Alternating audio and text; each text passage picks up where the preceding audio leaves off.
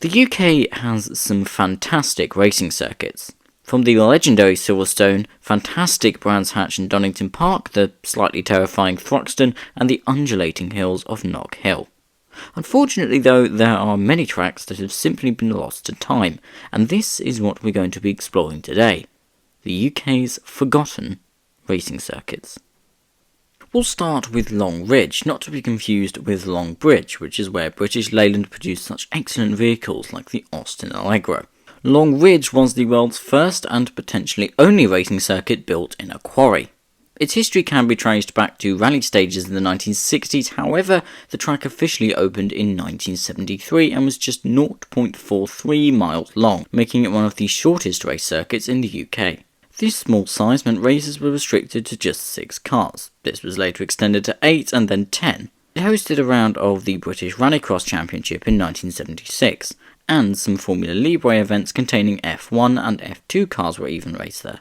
The lap record was held by Kim Mather in an F1 BRM P153 with a time of 23.6 seconds at an average speed of 65 miles per hour. Unfortunately though, the land was sold in 1978 and Long Ridge closed forever. It is now home to Beacon Fell View Caravan Park, which has mixed reviews. Next up is Davidstow Circuit in the lovely county of Cornwall. Davidstow Circuit opened in 1952 and was built on RAF Davidstow, an old World War II airbase. Originally it had just 3 corners and was 2.6 miles long. The first race meetings were organised by the Cornish Vintage Car Club and the Plymouth Motor Club and were held in torrential rain. Despite this, however, 3,000 people turned up to watch, over 2,000 more than expected. The track was tweaked slightly in 1953, adding a chicane before the first corner and cutting the length down to 1.9 miles.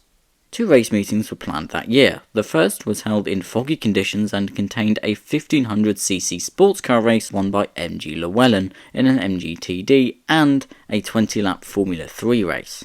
The Formula 3 cars returned for the second meeting later in that year. In 1954, 2 more meetings were scheduled. These meetings would not only contain action from the usual sports cars and Formula 3, but also from Formula 2, Formula Libre, and Formula 1.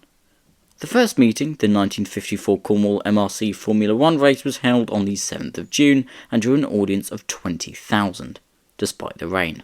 It was won by John Risley Pritchard, but the meeting ended prematurely due to a bridge falling on the track after Horace Gould crashed into it with a car transporter. The second Cornwall MRC Formula 1 race occurred on the 2nd of August, again in the rain.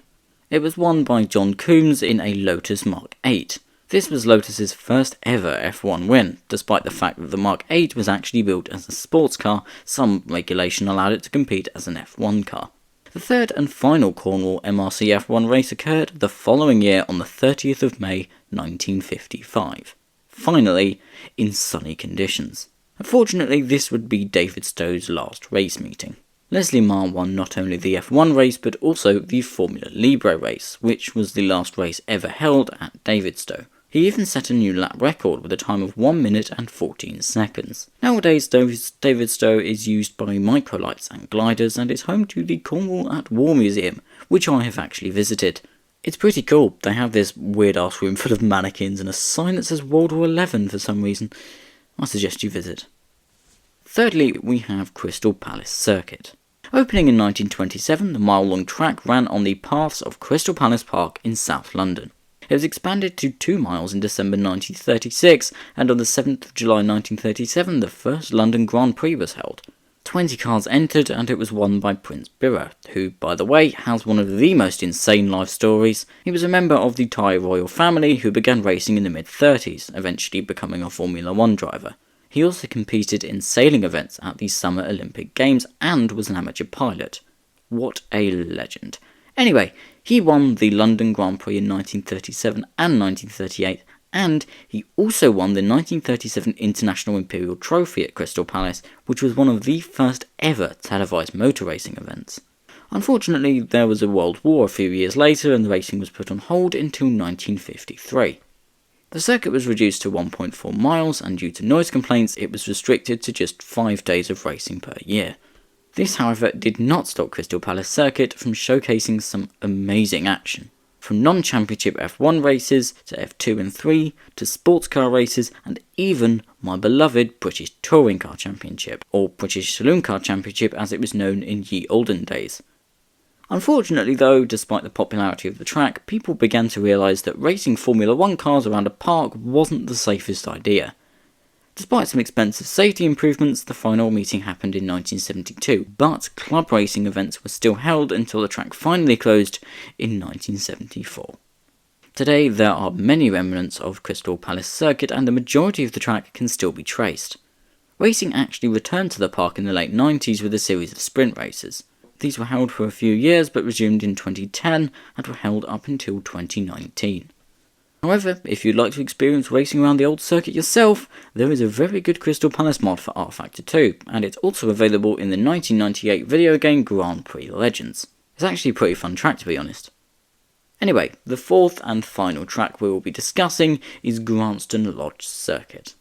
Like Davidstow, Grantstone Lodge was an ex-RAF base, this time located about 10 miles from Cambridge. It was an RAF bomber command station in the war, later being transferred to Transport Command. The last operational squadron disbanded in early 1946. A few months later, on the 15th of June, Grantstone Lodge held Britain's first post-war race meeting held by the Cambridge University Automobile Club. 12 races were to happen in this meeting, 6 for sports cars, 5 for racing cars, and 1 for specials. The triangular circuit was around 2.1 miles long, and for some reason the start and finish points were at different parts of the track. Anyway, despite the fact it rained, the meeting was a success, with Motorsport magazine saying it was a grand meeting, proving that disused aerodromes can offer excellent motor racing facilities. The following year, on the 13th of July 1947, a second race meeting was held, again organised by the Cambridge University Automobile Club, this time with help from the Vintage Sports Car Club. The meeting was in aid of the RAF Flood Victims Relief Fund, and the track was tweaked slightly, with its length increased to 2.23 miles. Around 15,000 people turned up to the event, and for once, it didn't rain. In attendance were Bentleys, Bugattis, Vauxhalls and Allards. It was a great day of racing, but unfortunately, it was to be Grantstone's last. The runways and roads have since been grassed over, and since 1991, it's been home to the Cambridge Gliding Centre. Anyway, that is it from me today. If you did enjoy, please go down below, leave a like, maybe even subscribe. Sorry for the slight gap on uploads. This video was meant to go out a few weeks ago, but I've been ill. If you did enjoy this video, I could potentially do a part 2 on tracks in Europe or America, as there are many disused racing tracks around the world. Anyway, thank you so much for watching. Goodbye.